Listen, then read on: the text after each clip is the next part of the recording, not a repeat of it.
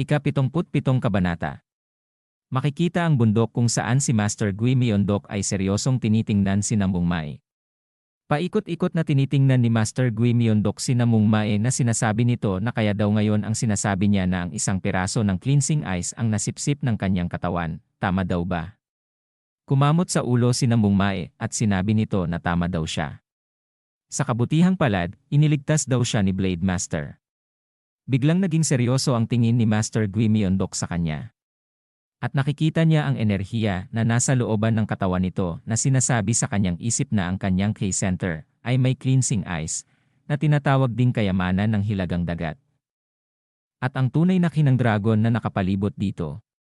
Sinabi pa ni Master Gui Myeondok na kahit papaano lahat sila daw ay magkasama at nagpapatatag sa umaapaw na yang K. Nag-iba ang muka ni Master Gui Myeondok at numiwi ng bibig at sinabi pa sa kanyang isip na ano ang nangyayari. Ito ba ay uri ng martial arts o fantasy webtoon? Biglang tinawag siya ni Namong Mae at masayang sinabi nito sa kanya na matagumpay na daw niyang nagawa ang reverse transitioning. Nagulat si Master Gui Myeondok at nagtatakang sinabi sa kanyang isip na talaga. Sinabi niya na pwede daw ba niya itong makita. Nakangiting tumugon at pumuesto si Namong Mae at sinabi niya na okay. Makikita ang muka ni Namong Mae na naglabas ng magkaibang enerhiya at iniipon ito sa kanyang dalawang kamay na pinapanood ni Master Gui Myeondok. Nagulat si Master Gui Myeondok at sinabi nito sa kanyang isip na ito ba ay ang reverse transitioning na itinuro daw niya sa kanya. Ito ay masyadong malaki. Makikita ang isang imahe ng reverse transitioning at sinabi pa sa isip niya na ang reverse transitioning ay isang hakbang kung saan ang bidirectional channeling ay bahagyang inilalapat sa pinagmulan ng reversal technique mula sa labas at natutunan sa pamamagitan ng pag-unawa sa mga mata at katawan.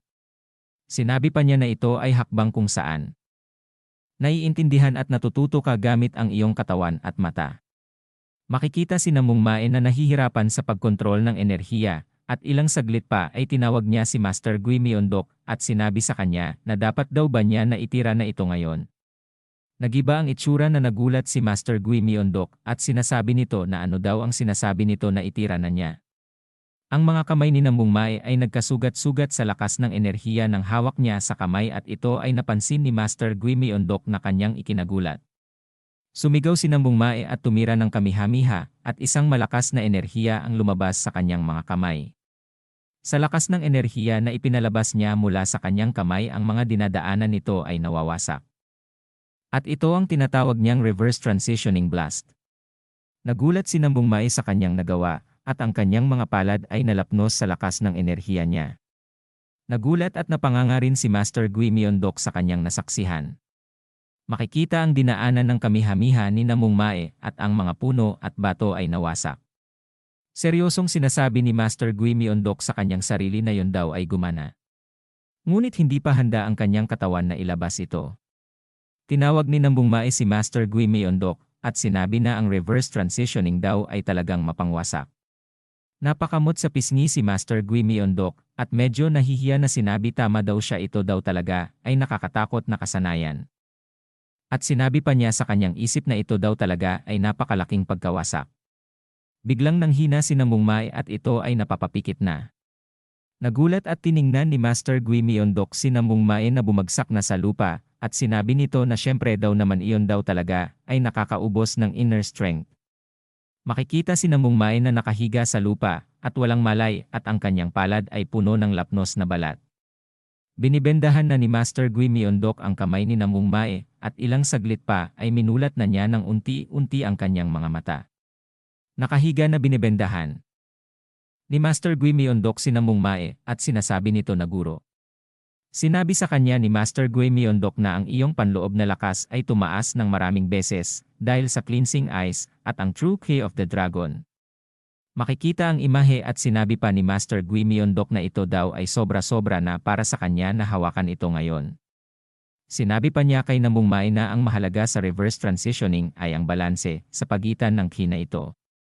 Nakaupo na tinitingnan ni Namong Mae ang kanyang mga kamay at sinabi sa kanya ni Master Gui Myeondok na kahit na ang ki ay natural na matatag, ang kanyang katawan ay hindi makatiis sa malakas na enerhiya sa kasalukuyang estado nito. Kaya naman daw ay natural na makatanggap siya ng pinsala. Katulad daw ng nangyari ngayon sa kanyang mga palad. Nalulungkot na sinabi niya sa isip niya na ito daw ay kanyang minadali. Sinabi niya kay Master Gui Myeondok na humihingi ng paumanhin. Tinanong ni Master Gui Myeondok si Nambung Mae na kung may dahilan daw ba ito kung bakit siya nagmamadali. Makikita ang kamay ni Nambung Mae na nakalapat sa lupa at sinabi nito na sa totoo lang daw. Hindi na sinabi ang kasunod at madaling lumipas ang oras na makikita na sumapit na ang gabi at bilog ang buwan. Nakangiting sinabi ni Master Gui Myeondok na kaya gumawa daw siya ng ganoong pangako sa vice instructor. Sa totoo lang daw ay inaasahan na daw ito ni Master Gui Myeondok. Sinabi pa niya kay Nambung Mae na ngunit maliban kung tahasan kong pinapayagan ito. Ang paggamit ng reverse transitional ay mahigpit na ipinagbabawal. Tumugon naman si Nambung Mae na okay daw teacher. Sinabi pa sa kanya ni Master Gui Myeondok na simula daw ngayon, sila daw ay tutuon sa pagsasanay ng kanyang katawan. Ibinaling ang mata sa matarik na bundok at sinabi niya na sa ngayon daw ay akyatin niya muna ang matarik na bundok na iyon. At pagkatapos ay bumalik na agad ito sa dorm at magpahinga. Natulala si Nambung Mae at sinabihan ni Master Gui Myeondok na umalis na daw siya. Mabilis na tumakbo si Nambung Mae papunta sa matarik na bundok. Naiwan na nakatayo si Master Gui Myeondok at ilang saglit pa ay seryoso niyang sinabi na salamat daw sa pagtulong sa kanyang disipulo. Nakatingala na tinitingnan niya si Blade Master sa ere. Habang mabilis na bumababa ay sinasabi nito na hindi na daw niya kailangan na pasalamatan siya. Siya raw ay itinuturing na niya na isa sa kandidato sa pagkadisipulo niya. Sinabi ni Master Gui Myeondok na si Nambung Mae daw ay disipulo na niya. Seryoso na sinasabi ni Blade Master kay Master Gui Myeondok na hindi daw ba iniisip na posible siyang maging disipulo niya kapag nawala ang kanyang master. Nagulat si Master Gui Myeondok sa kanyang narinig. Magkaharap na sinabi pa sa kanya ni Blade Master na huwag niya siyang intindihin. Sinasabi lang daw niya ito dahil nag-aalala siya sa kanya. Sinasabi sa kanyang isipan ni Master Gui Myeondok na siya daw talaga ay isa sa 3 extraordinary triads. Makikita ang loob ng katawan ni Master Gui Myeondok. Sinabi pa niya na napansin daw ba niya ang kondisyon ng kanyang katawan. Sinabi niya kay Blade Master na salamat sa pag-aalala tungkol sa kanya, ngunit hindi na daw iyon kailangan. Siya na daw ang may responsibilidad sa kanyang disipulo hanggang sa wakas. Ibinuka ang mga palad at sinabi sa kanya ni Blade Master na hindi na daw niya kailangang maalarma. Ito daw ay kandidato lang niya. Nakangiting sinasabi ni Blade Master na ang nangungunang kandidato mula sa Dragon Group na gusto daw niya ngayon ay isang henyo na lumilitaw minsan sa 1,000 taon. Sinabi pa niya na siguradong ang mananalo daw ay ang batang iyon. Pinagpapawisan silang dalawa at nagiba ang muka ni Master Gui Myeondok at sinabi nito na nakahanap na daw pala siya ng napakahusay na disipulo. Pero bakit pa daw siya sumilip sa ibang disipulo? Tiningnan ni Master Gui Myeondok si Blade Master at kumamot at tumingin sa itaas na sinasabi nito na lahat naman daw sila ay may kanya-kanyang dahilan. Makalipas ang ilang araw, simula ng qualifiers ng White Martial Arts Contest. Makikita ang maraming tao. Ang nagtitinda na ito ay sumisigaw at sinasabi na bili na daw sila ng kanyang pinakaabot kayang matamis sa bayan. Subukan ang isa ng libre. At ang isang tao na nagtatanghal na pinapaapoy ang hawak niyang stick at tuwang-tuwang ang nanunood. Makikita ang White Martial Art Military Stage kung saan gaganapin ang elimination round. Nakaupo na ang mga manunood at isang lalaki ang naglilibot at sinisigaw na ipusta na daw nila ang kanilang pera sa manlalaro na gusto nila. Ito na daw ang huling pagkakataon. Nag-uusap ang dalawang tao na sinasabi ng isa na ito ang unang martial contest pagkatapos maitatag ang White Military Academy. Ito ay magiging talagang kawili-wili. Sinabi pa ni Tabatsoy na aling grupo daw ang pinaka-inaasahan niya. Sinabi ng kanyang katabi na hindi daw niya alam sa tingin niya ang katotohanan na sila ay nagtagumpay sa pag-enroll sa White Military Academy ay nagpapatunay sa kanilang mga kakayahan. Ang mga bumagsak sa entrance exam na mga disipulo mula sa maraming sekta at angkan na kinailangang mag-enroll sa Blue Military Academy na nasa ilalim ng White Military Academy. Sinabi pa ng lalaking ito na sigurado daw siya na lahat sila ay magpapakita sa kanila ng mga matikas na martial fights. Ganoon ba? Kung ganon itong White Martial Arts Contest, ay talagang magiging masaya. Makikita ang mga paa ng snake group na papasok na sa White Military Martial Arts Ground. At dito na po nagtatapos ang ika-77 kabanata.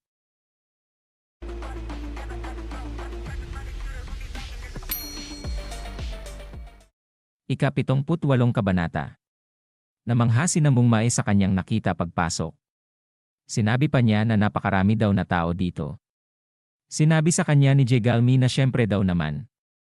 Ang martial arts contest daw na ito ay parang festival na para sa mga ordinaryong tao. Sinabi pa niya na tsaka isa itong pagkakataon para makita nila ang mga taong mamumuno sa murim sa hinaharap. Napatingin si Jegalmi sa kanyang gilid nang may sumigaw na ano daw ang kanyang gagawin. Nagulat si Jegalmi nang makita niya si Kalbo na nagulat at nakahawak sa muka at sumisigaw na sinasabi na kung ganoon nga, baka pumunta din daw ang mga taga Shaolin Temple para manood ng contest. Napatakip ng bibig si Kalbo at nakatingin kay Jegalmi na sinasabi niya na siya daw ay mapapahamak kung siya ay nahuli na huminto sa pagsasanay sa katahimikan. Supladang pinikitan lang siya ni Jegalmi at si Namungmai ay nakangiting sinasabi na sa tingin daw niya ang mga ito ay pupunta kapag finals na. Biglang sinabi ni Jegalmi nang mapansin niya na wala si Moyongbo at ang mga ito ay tinatanong niya kung nasaan daw ba ito. Patanong na sinabi pa niya na dadating daw naman ito kapag nagsimula na ang laban, di ba? Seryosong nag-iisip si Namungmai na sinasabi sa kanyang isip na gabi-gabi daw siya umuwi. Anong klaseng special training ang ginagawa niya? Naputol ang kanyang pag-iisip nang makita niya na may nag-uumpukan sa bandaroon niya at naririnig niya na ang isang tao ang sinasabihan ang pulubi na ano daw sa tingin niya ang hinahawakan nito. Inapakan ng tao ang kinakain nitong karne at napasabi ang pulubi na mahabagin na Panginoon ang kanyang karne daw. Nakaluhod na tinitingnan ng pulubi ang karne na inapakan ni Hyungong.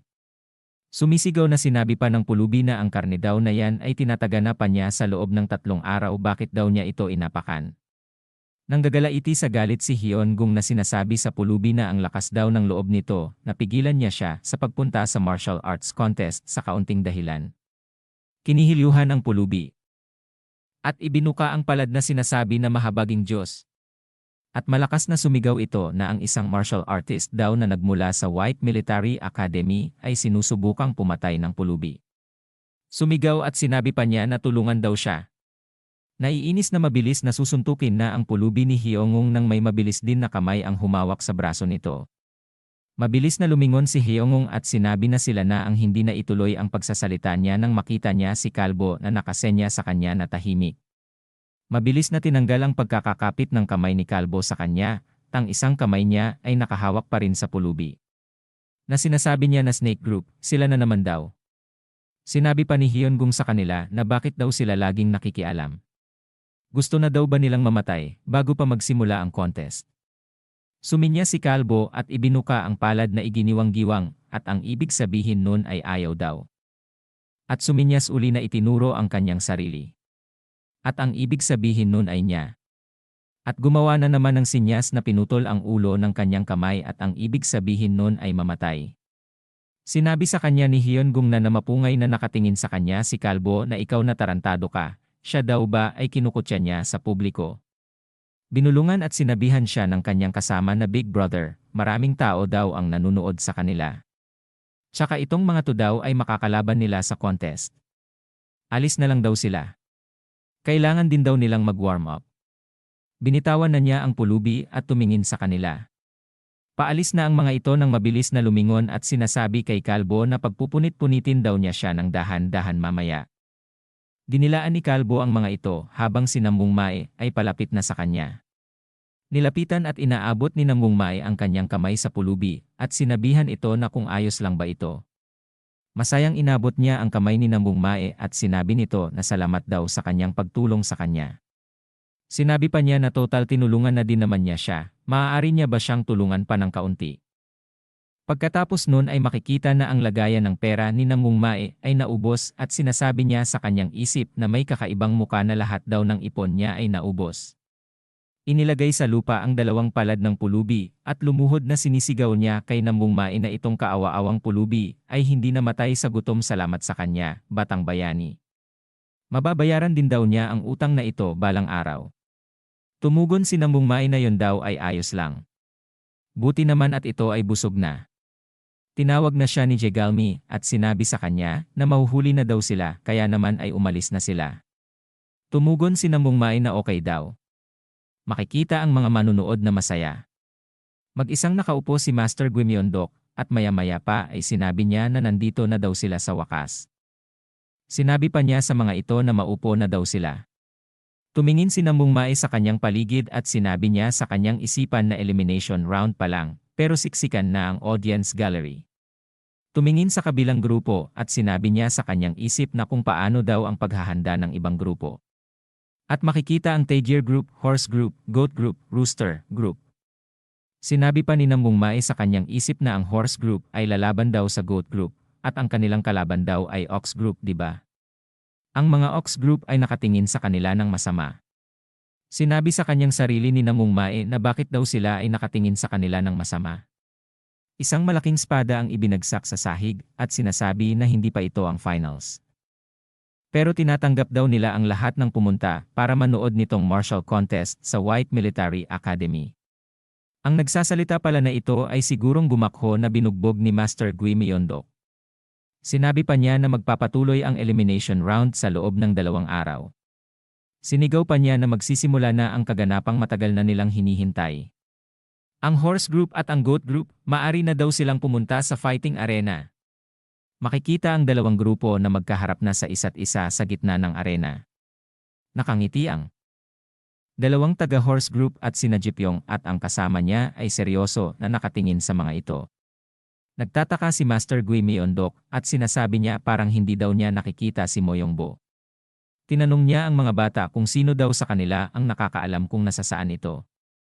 Sinabi sa kanya ni Jegalmi na siya at ang assistant instructor na si Namgung Il ay madalas daw na nawawala mula noong ilang araw. Napangiti si Master Guimyondok ng kakaiba at sinabi niya na kasama daw pala niya si assistant teacher. Mukhang sila daw ay nagplaplano ng isang bagay na kawili-wili. Naglalaban na ang Horse Group at Goat Group. Iniiwasan ni Jipyong ang sipa sa kanya ng kanyang kalaban. Habang naglalaban ng mga ito, ang grupo ng Snake Group ay kinakausap ni Master Guimyondok at sinasabi sa kanila na kung naalala pa ba ang itinuro niya sa kanila. Tumugon ang mga bata ng sabay-sabay na naalala pa daw nila ito. Guro. Nakangiting sinasabi ni Master Guimyondok sa mga bata na maaaring mayroong maraming mga nagpapabago-bago na kumikilos sa anumang sitwasyon. Ano ang dapat daw nilang gawin sa sitwasyong ganun? Tumugon ang mga bata at sumigaw na ang kailangan daw nilang gawin ay ang sirain ang teamwork ng kanilang kalaban. Sinabi sa kanila ni Master Guimyondok na mabuti daw at alam nila yon. Natumba si Jipyong at dumadaing ng sakit. Nakatayo sa harapan niya ang mga taga-Horse Group at nakangiti na tinitingnan si Jipyong at sinabi na kung sino na ang nanalo sa round na iyon at yun ay ang Horse Group. Sumigaw na sinabi ni Gurong gumakho na ang kasunod daw na maglalaban ay ang Ox Group laban sa Snake Group. Seryosong nakatingin at sinasabi ni Namungmai na ito na daw ang oras. At sinabi pa niya sa kanyang isip na ang una niyang kailangan na gagawin ay ang tumutok muna sa elimination round na ito. Nagulat si Namungmai nang may marinig siya sa kanyang likod na sinasabi ni Onreyong na si Moyongbo daw ay wala pa rin hanggang ngayon. Biglang may nagsalita na pasensya na daw at siya ay nahuli. At dito na po nagtatapos ang ika-78 kabanata.